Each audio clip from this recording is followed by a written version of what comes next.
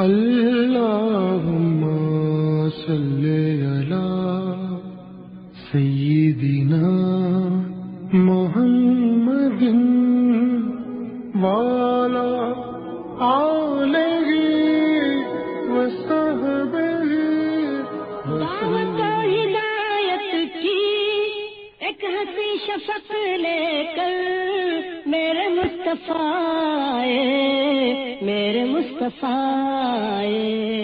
کفر کے اندھیروں میں نور کا طبق لے کر میرے مصطفیٰ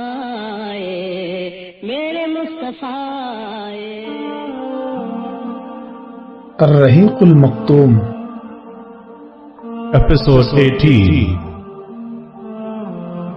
غم کا سال، ابو طالب کی وفات۔ ابو طالب کا مرض بڑھتا گیا اور بالآخر وہ انتقال کر گئے۔ ان کی وفات شیب ابی طالب کی محصوری کے خاتمے کے 6 ماہ بعد رجب 10 نبوی میں ہوئی۔ ایک قول یہ بھی ہے کہ انہوں نے حضرت خدیجہ رضی اللہ عنہا کی وفات سے صرف 3 دن پہلے ماہ رمضان میں وفات پائی۔ صحیح بخاری میں حضرت مسیب سے مروی ہے کہ جب ابو طالب کی وفات کا وقت آیا تو نبی صلی اللہ علیہ وسلم ان کے پاس تشریف لے گئے۔ وہاں ابو جہل بھی موجود تھا۔ آپ نے فرمایا، چچا جان، آپ لا الہ الا اللہ کہہ دیجئے، بس ایک کلمہ جس کے ذریعے میں اللہ کے پاس آپ کے لیے حجت پیش کر سکوں گا۔ ابو جہل اور عبداللہ بن امیہ نے کہا، ابو طالب، کیا عبد المطلب کی ملت سے رخ پھیر لوگے؟ پھر یہ دونوں برابر ان سے بات کرتے رہے، یہاں تک کہ آخری بات جو ابو طالب نے لوگوں سے کہی یہ تھی کہ عبد المطلب کی ملت پر۔ نبی صلی اللہ علیہ وسلم نے فرمایا، میں جب تک آپ سے روک نہ دیا جاؤں آپ کے لیے دعائے مغفرت کرتا رہوں گا۔ اس پر یہ آیت نازل ہوئی، نبی اور اہل ایمان کے لیے درست نہیں کہ مشرکین کے لیے دعائے مغفرت کریں، اگرچہ وہ قرابت دار ہی کیوں نہ ہوں، جبکہ ان پر واضح ہو چکا ہے کہ وہ لوگ جہنمی ہیں۔ اور یہ آیت بھی نازل ہوئی، آپ جسے پسند کریں ہدایت نہیں دے سکتے۔ یہاں یہ بتانے کی ضرورت نہیں کہ ابو طالب نے نبی صلی اللہ علیہ وسلم کی کس قدر حمایت و حفاظت کی تھی۔ وہ در حقیقت مکے کے بڑوں اور احمقوں کے حملوں سے اسلامی دعوت کے بچاؤ کے لیے قلعہ تھے، لیکن وہ بذات خود اپنے بزرگ آبا و اجداد کی ملت پر قائم رہے، اس لیے مکمل کامیابی نہ پا سکے۔ چنانچہ صحیح بخاری میں حضرت عباس بن عبد المطلب سے مروی ہے کہ انہوں نے نبی صلی اللہ علیہ وسلم سے دریافت کیا کہ آپ اپنے چچا کے کیا کام آ سکے، کیونکہ وہ آپ کی حفاظت کرتے تھے اور آپ کے لیے دوسروں پر بگڑتے اور ان سے لڑائی مول لیتے تھے۔ آپ نے فرمایا، وہ جہنم کی ایک چھچلی جگہ میں ہیں، اور اگر میں نہ ہوتا تو وہ جہنم کے سب سے گہرے کھڈ میں ہوتے۔ ابو سعید خدری کا بیان ہے کہ ایک بار نبی صلی اللہ علیہ وسلم کے پاس آپ کے چچا کا تذکرہ ہوا تو آپ نے فرمایا، ممکن ہے قیامت کے دن انہیں میری شفاعت فائدہ پہنچا دے اور انہیں جہنم کی ایک اوتلی جگہ میں رکھ دیا جائے جو صرف ان کے دونوں ٹخنوں تک پہنچ سکے۔ حضرت خدیجہ جوار رحمت میں جناب ابو طالب کی وفات کے 2 ماہ بعد یہ صرف 3 دن بعد علی الاختلاف الاقوال حضرت ام المومنین خدیجہ الکبریٰ بھی رحلت فرما گئیں۔ ان کی وفات نبوت کے 10ویں سال ماہ رمضان میں ہوئی۔ اس وقت وہ 65 برس کی تھی اور رسول اللہ صلی اللہ علیہ وسلم اپنی عمر کے 50ویں منزل میں تھے۔ حضرت خدیجہ رضی اللہ عنہا رسول اللہ صلی اللہ علیہ وسلم کے لیے اللہ تعالیٰ کی بڑی گراں قدر نعمت تھی۔ وہ 1/4 صدی آپ صلی اللہ علیہ وسلم کی رفاقت میں رہیں، اور اس دوران رنج و قلق کا وقت آتا تو آپ کے لیے تڑپ اٹھتی، سنگین اور مشکل ترین حالات میں آپ کو قوت پہنچاتی، تبلیغ رسالت میں آپ کی مدد کرتی اور اس تلخ ترین جہاد کی سختیوں میں آپ کی شریک کار رہتی اور اپنی جان و مال سے آپ کی خیر خواہی و غم گساری کرتی۔ رسول اللہ صلی اللہ علیہ وسلم کا ارشاد ہے کہ جس وقت لوگوں نے میرے ساتھ کفر کیا وہ مجھ پر ایمان لائیں، جس وقت لوگوں نے مجھے جھٹلایا انہوں نے میری تصدیق کی، جس وقت لوگوں نے مجھے محروم کیا انہوں نے مجھے اپنے مال میں شریک کیا، اور اللہ نے مجھے ان سے اولاد دی اور دوسری بیویوں سے کوئی اولاد نہ دی۔ صحیح بخاری میں سیدنا ابو ہریرہ سے مروی ہے کہ حضرت جبرائیل علیہ السلام نبی صلی اللہ علیہ وسلم کے پاس تشریف لائے اور فرمایا، اے اللہ کے رسول، یہ خدیجہ تشریف لا رہی ہیں، ان کے پاس ایک برتن ہے جس میں سالن یا کھانا یا کوئی مشروب ہے، جب وہ آپ کے پاس آ پہنچیں تو آپ انہیں ان کے رب کی طرف سے سلام کہیں اور جنت میں موتی کے ایک محل کی بشارت دیں جس میں نہ شور و شغب ہوگا نہ درماندگی و تکان، غم ہی غم۔ یہ دونوں الم انگیز حادثے صرف چند دنوں کے دوران پیش آئے جس سے نبی صلی اللہ علیہ وسلم کے دل میں غم و الم کے احساسات مجزن ہو گئے، اور اس کے بعد قوم کی طرف سے بھی مصائب کا تومار بن گیا، کیونکہ ابو طالب کی وفات کے بعد ان کی جسارت بڑھ گئی اور کھل کر آپ کو اذیت اور تکلیف پہنچانے لگے۔ اس کیفیت نے آپ کے غم و الم میں اور اضافہ کر دیا۔ آپ نے ان سے مایوس ہو کر طائف کی راہ لی کہ ممکن ہے وہاں لوگ آپ کی دعوت قبول کر لیں، آپ کو پناہ دے دیں اور آپ کی قوم کے خلاف آپ کی مدد کریں، لیکن وہاں نہ کوئی پناہ دہندہ ملا نہ مددگار، بلکہ الٹے انہوں نے سخت اذیت پہنچائی اور ایسی بدسلوکی کی، خود آپ صلی اللہ علیہ وسلم کی قوم نے ویسی بدسلوکی نہ کی تھی۔ یہاں اس بات کا اعادہ بے محل نہ ہوگا کہ اہل مکہ نے جس طرح نبی صلی اللہ علیہ وسلم کے خلاف ظلم و جور کا بازار گرم کر رکھا تھا، اسی طرح وہ آپ کے رفقا کے خلاف بھی ستمرانی کا سلسلہ جاری رکھے ہوئے تھے۔ چنانچہ آپ صلی اللہ علیہ وسلم کے ہمدم و ہمراز سیدنا ابو بکر صدیق مکہ چھوڑنے پر مجبور ہو گئے اور حبشہ کے ارادے سے تن بتقدیر نکل پڑے، لیکن برق غمات پہنچے تو ابن دغنہ سے ملاقات ہو گئی اور وہ اپنی پناہ میں آپ کو مکہ واپس لے آیا۔ ابن اسحاق کا بیان ہے کہ جب ابو طالب انتقال کر گئے تو قریش نے رسول اللہ صلی اللہ علیہ وسلم کو ایسی اذیت پہنچائی کہ ابو طالب کی زندگی میں کبھی اس کی آرزو بھی نہ کر سکے تھے، حتیٰ کہ قریش کے ایک احمق نے سامنے آ کر آپ کے سر پر مٹی ڈال دی۔ آپ اسی حالت میں گھر تشریف لائے، مٹی آپ کے سر پر پڑی ہوئی تھی، آپ کی ایک صاحبزادی نے اٹھ کر مٹی دھلی، وہ دھلتے ہوئے روتی جا رہی تھی اور رسول اللہ صلی اللہ علیہ وسلم انہیں تسلی دیتے ہوئے فرماتے جا رہے تھے، بیٹی رو نہیں، اللہ تمہارے ابا کی حفاظت کرے گا۔ اس دوران آپ یہ بھی فرماتے جا رہے تھے کہ قریش نے میرے ساتھ کوئی ایسی بدسلوکی نہ کی جو مجھے ناگوار گزری ہو، یہاں تک کہ ابو طالب کا انتقال ہو گیا۔ اسی طرح کے پے در پہ آلام و مصائب کی بنا پر اس سال کا نام عام الحزن یعنی غم کا سال پڑ گیا، اور یہ سال اسی نام سے تاریخ میں مشہور ہو گیا۔ حضرت سودا سے شادی۔ اسی سال شوال 10 نبوت میں رسول اللہ صلی اللہ علیہ وسلم نے حضرت سودا بنت زما سے شادی کی۔ یہ ابتدائی دور میں مسلمان ہو گئی تھی اور دوسری ہجرت حبشہ کے موقع پر ہجرت بھی کی تھی۔ ان کے شوہر کا نام سکران بن عمر تھا، وہ بھی قدیم الاسلام تھے، اور حضرت سودا نے انہی کی رفاقت میں حبشہ کی جانب ہجرت کی تھی، لیکن وہ حبشہ ہی میں، اور کہا جاتا ہے کہ مکہ واپس آ کر انتقال کر گئے۔ اس کے بعد جب حضرت سودا کی عدت ختم ہو گئی تو نبی صلی اللہ علیہ وسلم نے ان کو شادی کا پیغام دیا اور پھر شادی ہو گئی۔ یہ حضرت خدیجہ کی وفات کے بعد پہلی بیوی ہیں جن سے رسول اللہ صلی اللہ علیہ وسلم نے شادی کی۔ چند برس بعد انہوں نے اپنی باری حضرت عائشہ کو ہبہ کر دی۔ ابتدائی مسلمانوں کا صبر و ثبات اور اس کے اسباب و عوامل۔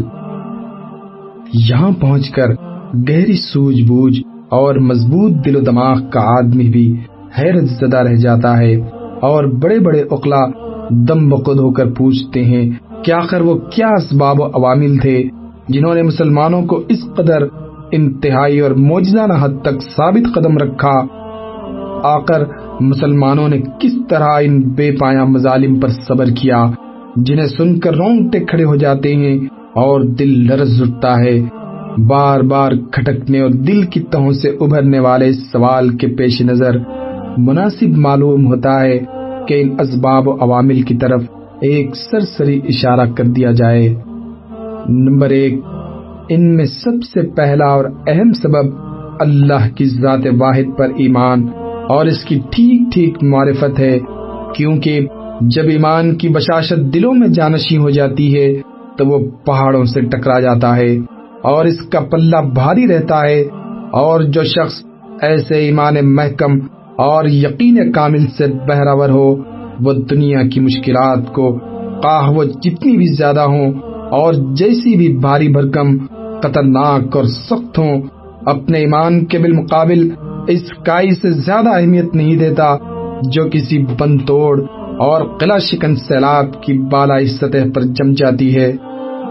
اس لیے مومن اپنے ایمان کی حلاوت، یقین کی تازگی اور اعتقاد کی بشاشت کے سامنے ان مشکلات کی کوئی پرواہ نہیں کرتا۔ جو جھاگ ہے وہ تو بیکار ہو کر اڑ جاتا ہے، اور جو لوگوں کو نفع دینے والی چیز ہے وہ زمین میں برقرار رہتی ہے۔ پھر اسی ایک سبب سے ایسے اسباب وجود میں آتے ہیں جو اس صبر و ثبات قدمی کو قوت بخشتے ہیں۔ نمبر 2، پرکشش قیادت۔ معلوم ہے کہ نبی صلی اللہ علیہ وسلم جو امت مسلمہ بلکہ ساری انسانیت کے سب سے بلند پایہ قائد و رہنما تھے، ایسے جسمانی جمال، نفسانی کمال، کریمانہ اخلاق، باعظمت کردار اور شریفانہ عادات و اطوار سے بہرور تھے کہ دل خود بخود آپ کی جانب کھینچے جاتے تھے اور طبیعتیں خود بخود آپ پر نچھاور ہوتی تھیں، کیونکہ جن کمالات پر لوگ جان چھڑکتے ہیں ان سے آپ صلی اللہ علیہ وسلم کو اتنا بھرپور حصہ ملا تھا کہ اتنا کسی اور انسان کو دیا ہی نہیں گیا۔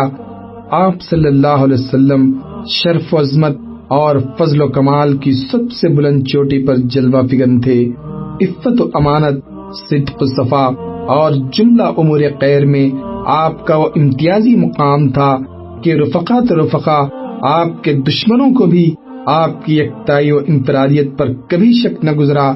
آپ کی زبان سے جو بات نکل گئی دشمنوں کو بھی یقین ہو گیا کہ وہ سچی ہے اور ہو کر رہے گی۔ واقعات اس کی شہادت دیتے ہیں۔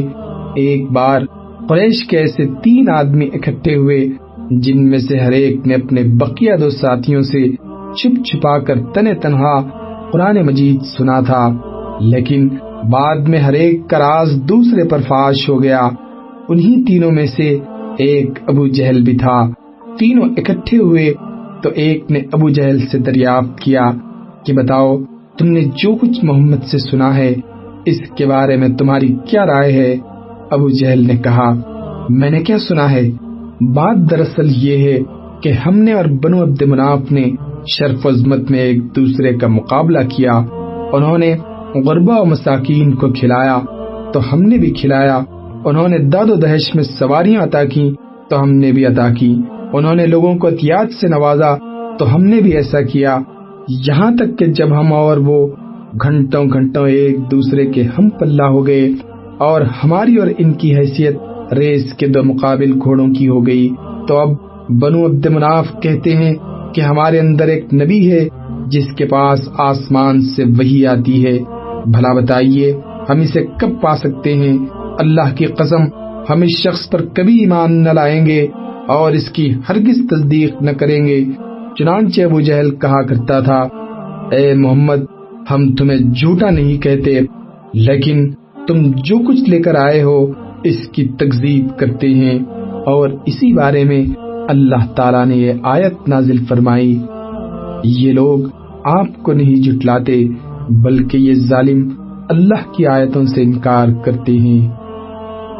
اس واقعے کی تفصیل گزر چکی ہے کہ ایک روز کفار نے نبی صلی اللہ علیہ وسلم کو 3 بار لعن طعن کی، اور تیسری دفعہ میں آپ صلی اللہ علیہ وسلم نے فرمایا کہ قریش کی جماعت، میں تمہارے پاس ذبح لے کر آیا ہوں۔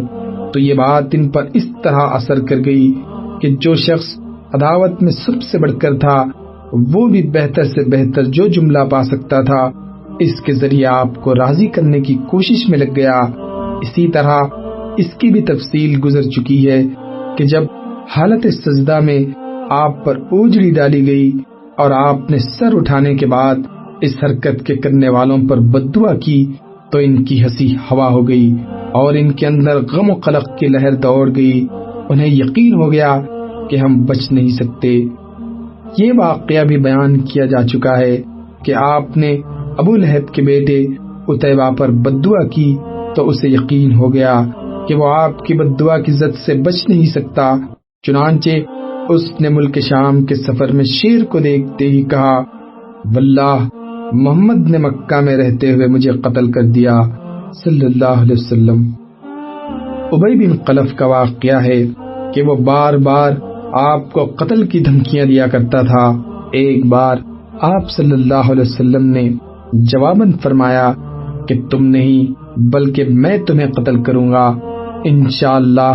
اس کے بعد جب آپ نے جنگ احد کے روز ابی کی گردن پر نیزہ مارا تو اگرچہ اس سے معمولی خراش آئی تھی، لیکن ابی برابر یہی کہے جا رہا تھا کہ محمد نے مجھ سے مکہ میں کہا تھا کہ میں تمہیں قتل کروں گا، اسی لیے اگر وہ مجھ پر تھوک ہی دیتا تو بھی میری جان نکل جاتی۔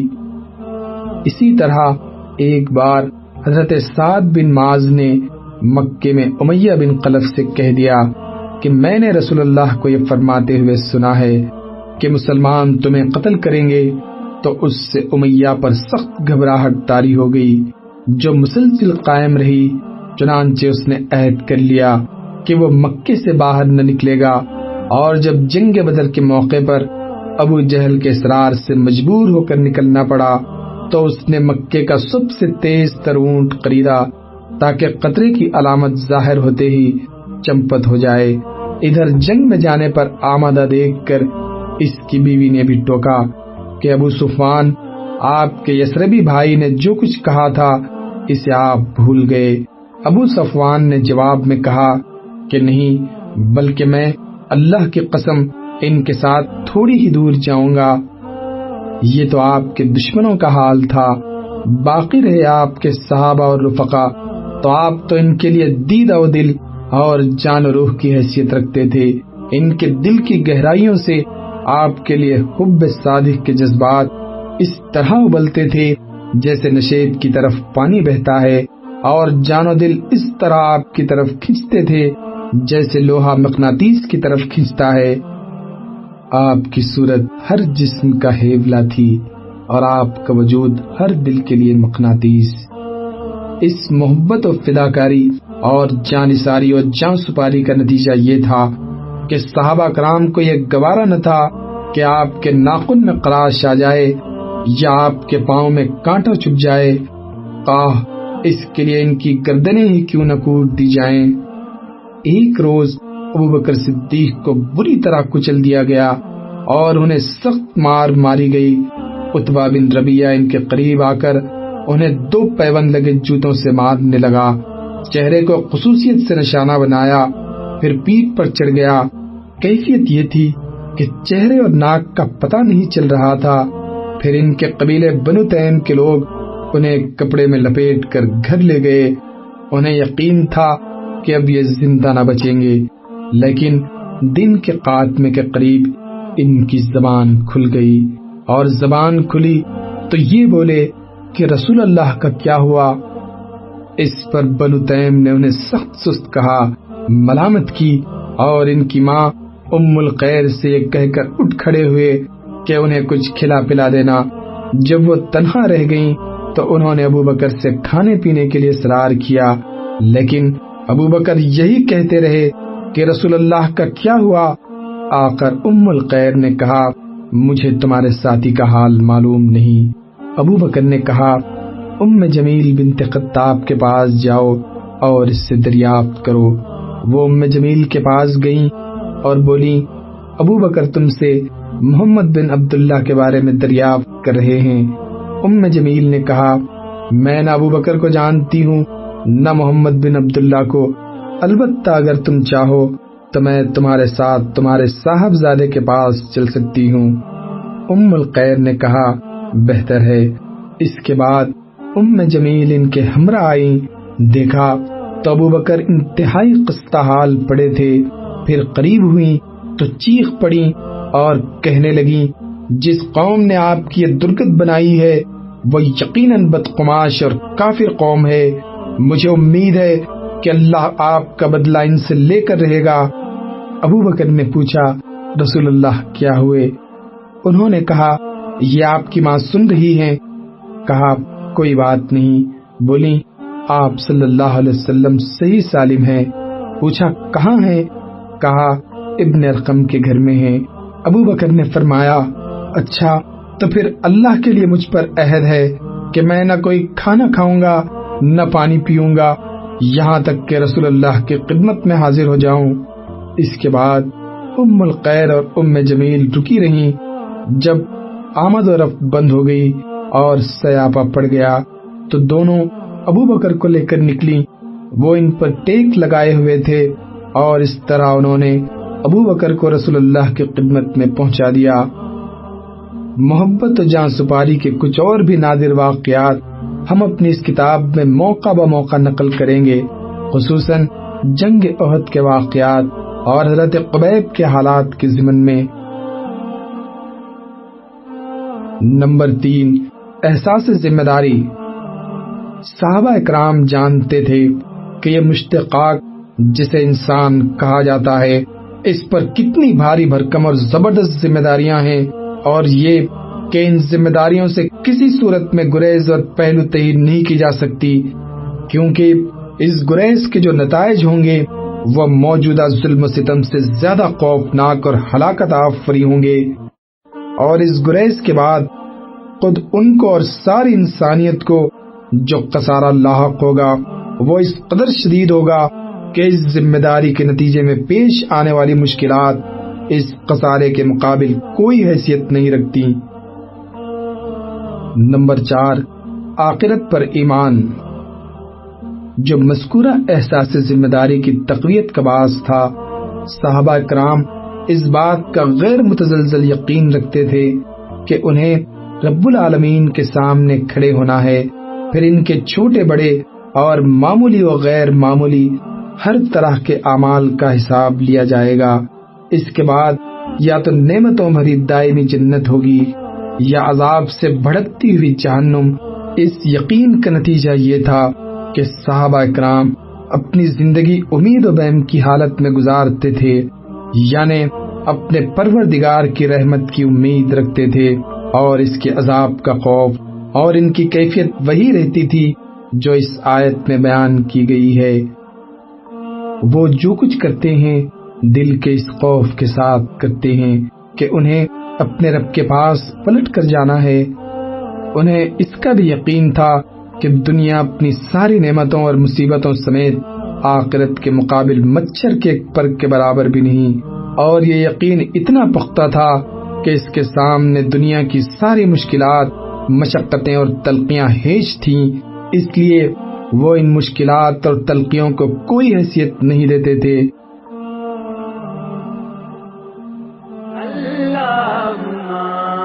صلی علی محمد وعلی آلہ وصحبہ وسلم۔ اللہم صلی علی